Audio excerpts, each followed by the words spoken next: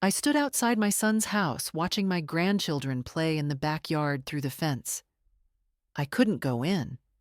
My daughter-in-law had banned me, said I was a bad influence. For 6 months, I was a stranger to the twins I'd raised.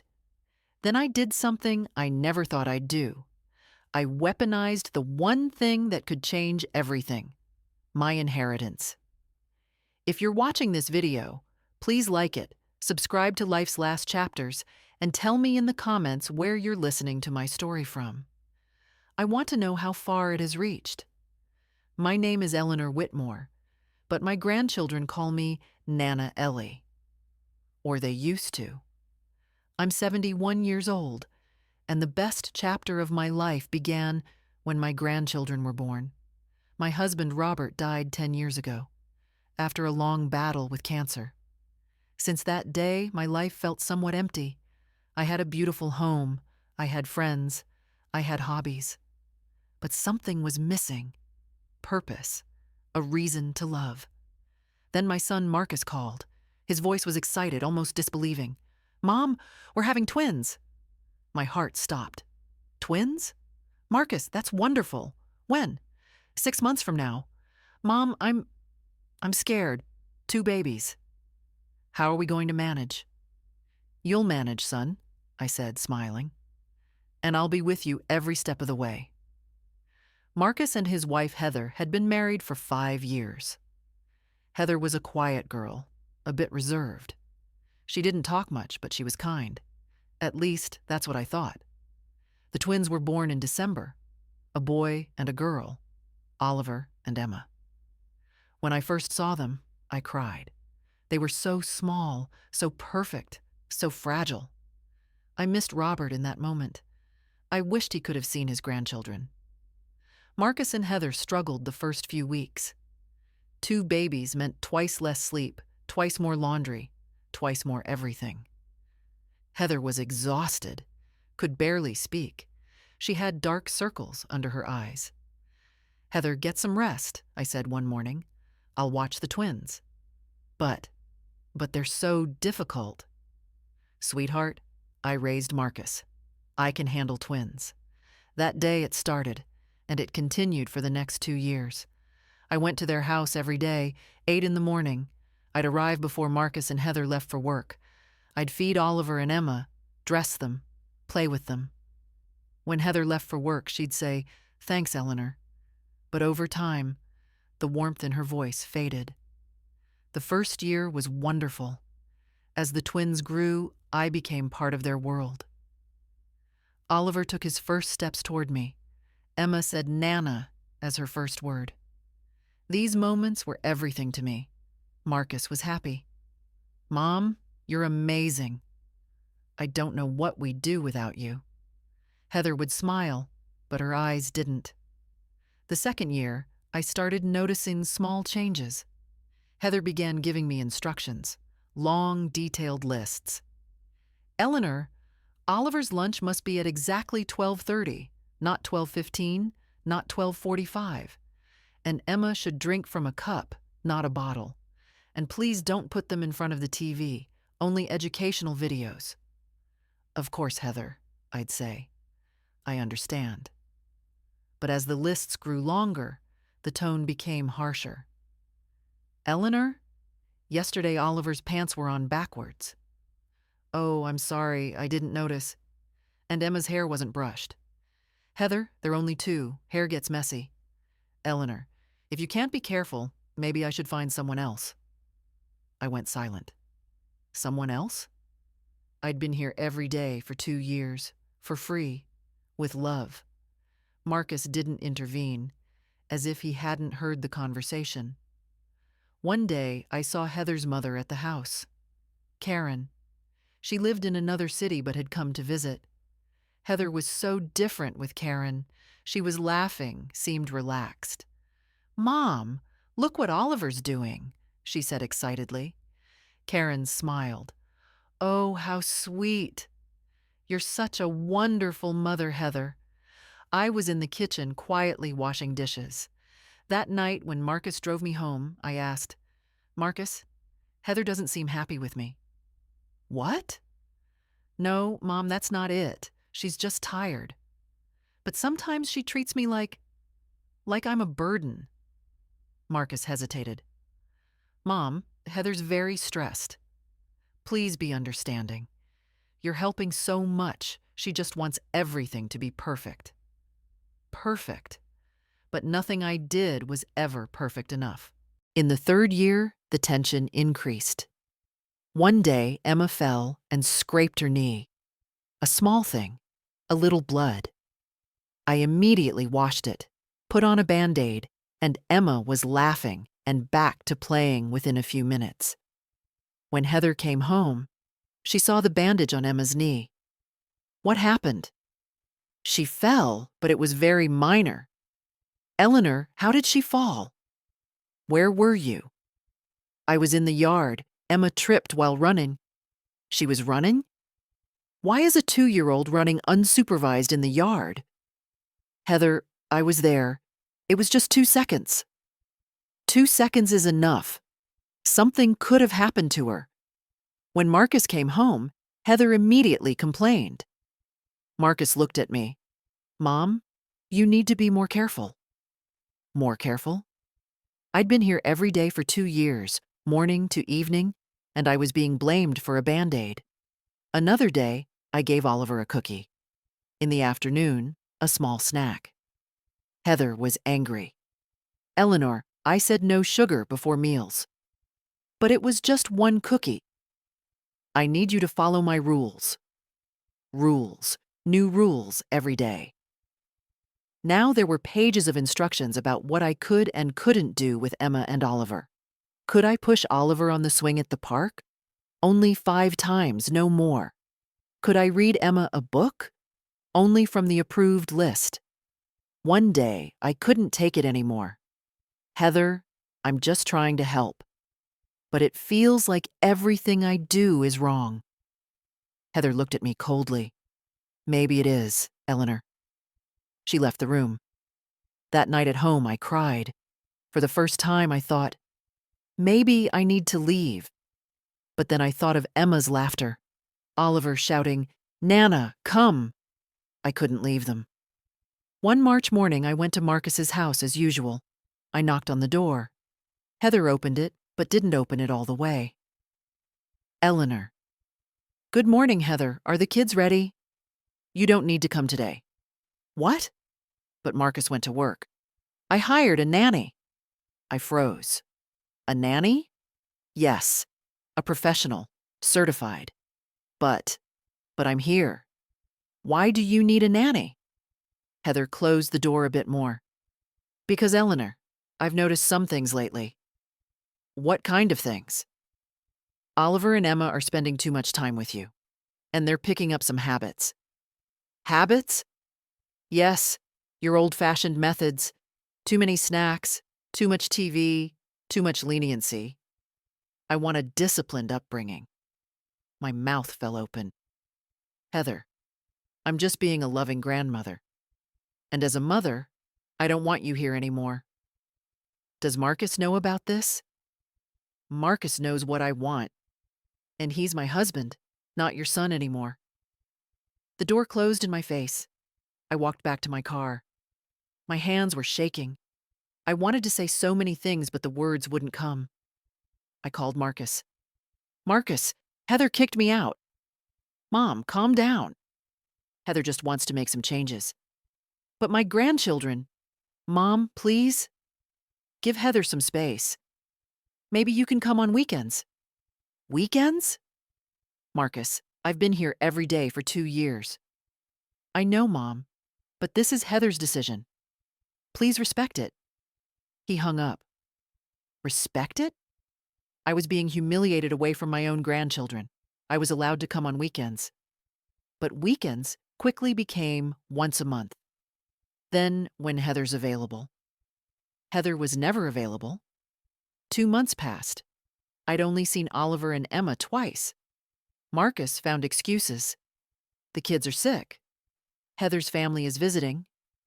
We're too busy. The 3rd month, I decided to go to the door. Maybe if we talked face to face, Heather would understand. I knocked. Heather looked out the window but didn't open the door.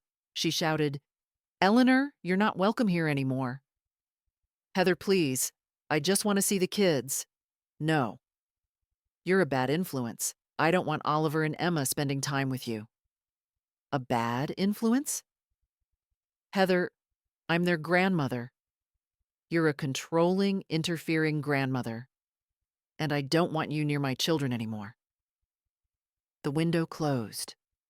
That day I stood outside the fence. I could see the backyard. Oliver and Emma were playing. Emma was on the swing. Oliver was running after a ball. They couldn't see me, but I saw them, and my heart shattered. For 6 months, I had no contact with my grandchildren. Calls were blocked. Messages went unanswered. When I talked to Marcus, he'd say, Mom, please give Heather some time. How much time? My grandchildren were growing up, and I wasn't in their lives. The nights were the hardest. I'd sit alone at home, looking at old photos. Emma's first birthday, Oliver's first steps. Now they were all just memories. One day, I was having coffee with an old friend, Sarah. She was also a grandmother. Eleanor, you look so sad. What happened? I told her. Everything. Sarah listened, then held my hand. Eleanor, what are you going to do? Are you just going to wait?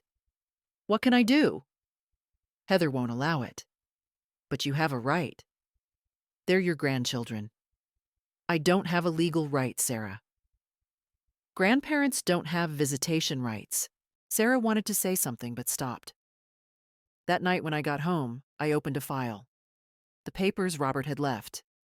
The will. Property documents. Bank accounts. And I started planning. The next day, I called my lawyer, Gregory. Gregory, I need to update my will. Of course, Eleanor. What do you want to change? The inheritance I left to Marcus. I want to add a condition. Gregory listened quietly. Then he asked, Eleanor, are you sure? This is a very harsh step. I'm sure. I haven't seen my grandchildren for 6 months. This can't continue. The new will read as follows. Marcus Whitmore shall inherit his mother's entire estate, $2.1 million, provided that Eleanor Whitmore shall have unlimited, unobstructed visitation rights with her grandchildren, Oliver and Emma. This right shall be protected throughout Eleanor's lifetime. If this condition is violated in any way, the entire inheritance shall be donated to Children's Hospital Charity. Gregory prepared the document. I signed it. It was notarized. Then I prepared an envelope. I put a copy of the will inside, and I sent it to Marcus by courier, signature required. The next day, my phone rang. It was Marcus. His voice was panicked. Mom, is this real? Yes, Marcus. It's real. But you can't make the inheritance conditional. I could, and I did. Mom, Heather's going to be furious. Heather has kept me away from my grandchildren for 6 months. Now you have to make a choice, Marcus. Your mother or your wife? This isn't fair. Fair? What's fair is a grandmother seeing her grandchildren, Marcus. What's fair is respect for someone who helped every day for 2 years. Marcus went silent. Then he whispered, What do you want me to do? Talk to Heather. Tell her the truth. And this weekend, I want to see my grandchildren. Mom, Marcus, I'm giving you 2 days. If I don't get an answer by Saturday morning, the will becomes permanent, and you get nothing. I hung up. Friday night, Marcus and Heather came to my house. Heather had anger on her face. Marcus looked exhausted. Eleanor, this is blackmail, Heather said at the door. No, Heather. This is setting boundaries. You're threatening us with money. I want to see my grandchildren, and you've been blocking me for 6 months. Marcus intervened. Mom, please. We can make an arrangement. Not an arrangement, Marcus. This is a condition. Either Eleanor sees her grandchildren or no inheritance. Heather screamed, "You're disgusting! You're threatening your own son with money?" "No, Heather. I'm exercising my rights. This is my money, my decision." Heather started crying. "This isn't fair. You're controlling, interfering. I'm just a grandmother, Heather. For 2 years I helped you. I never complained. But you saw me as a bad influence and kept me away from my children." Heather sat at the table, her head in her hands. Marcus looked at me. "Mom, if you remove this condition, I promise you can see your grandchildren." "No, Marcus. A promise isn't enough. There's a legal document now, and it won't change." Heather raised her head. There were tears in her eyes, but there was also something else. Defeat. "What do you want?" she asked quietly. "Twice a week, I want to see Oliver and Emma. Private time. Just me and them. No interference, no rules, no criticism. And if I don't agree, if you don't agree, Marcus inherits nothing. And you know that." Heather looked at Marcus. Marcus lowered his head. "Fine," Heather finally said. "But there have to be some rules." "No, Heather. No rules. I'm a grandmother, and I'm going to spend time with my grandchildren, not with you." Heather stood up, walked to the door. As she turned, she said, "I'll never forgive you." "You don't have to forgive me," I said calmly. "But you will respect me."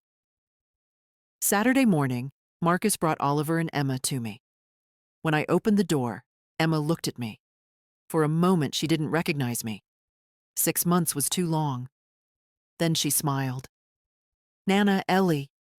She ran and threw herself into my arms. Oliver came too, wrapped around my legs. I cried. These were tears of joy this time. "Nana, where were you?" Oliver asked. "I was away, sweetheart. But now I'm here." That day, we played in the garden. We made cookies. We read books. And no one interfered with us. When Marcus came in the evening, Emma was asleep in my lap. Oliver was playing with his toys on the floor. "Thank you, Mom," Marcus said quietly. "Don't thank me, Marcus. This is my right." "I know, and I'm sorry. I shouldn't have defended Heather." "No, Marcus. But now you need to learn to stop her." Marcus nodded. 6 more months have passed, but this time it's different.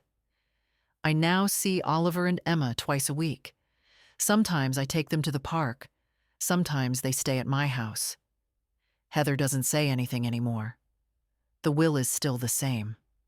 Marcus knows it. Heather knows it. And now no one can separate me from my grandchildren. One day, Emma asked, "Nana, why didn't you come for a long time?" "Because sometimes adults make wrong decisions, sweetheart. But now everything's fixed." "Will you go away again?" "Never," I said, hugging her tightly. "Never." Now, if you've listened this far, maybe you're wondering, Eleanor, was it right to threaten with money? My answer is this. Sometimes love isn't enough. Sometimes boundaries and power are needed. For 6 months, I begged, pleaded, cried. Nothing changed. But one legal document changed everything in one day. Is this justice? I don't know. But when my grandchildren are in my arms, I have no regrets. If you were in my place, what would you have done? If you were kept away from your grandchildren for 6 months, would you have stayed silent or would you have taken action? I want to know your thoughts, because every story is a candle that lights someone else's path. Life gives us books, but sometimes the most powerful chapters are the ones we fight for. Thank you for staying until the end. This is life's last chapters, and every chapter is a story worth telling.